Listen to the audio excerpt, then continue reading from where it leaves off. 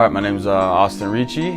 This past season I played for York 9 FC. Growing up playing soccer, my mom and my dad put me in at an early age. So through the youth systems, I was playing for Richmond Hill for a few years. Then I went to Ajax for 4 or 5 years, and then Vaughan before I went away to the States for school.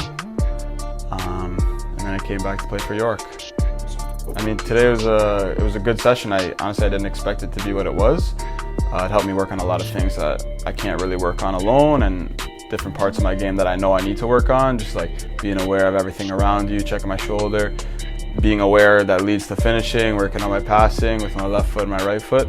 I touched on a lot of things that I think will be very helpful, and it was actually a very good session. I was just very impressed. Yeah, I mean, it's definitely a high pace, intense the whole time. Just working on scanning my shoulders, being aware of everything. They have iPads where you got to be aware of different letters or numbers that pop up. So just focusing on making sure you're aware of those specific letters and getting it right, as well as execution and making sure you're playing a good pass and having a good turn and then finishing into a net. So you're working on all the details, which is important. My name is Joseph Dicara. I'm a midfielder on York 9. I started playing soccer when I was about 6 years old. I grew up playing in Spartacus Soccer Club there in North York. I've played overseas for several years, played over in Russia and Kazakhstan, Lithuania, Hungary, and now I've come back home for this year to play in CPL.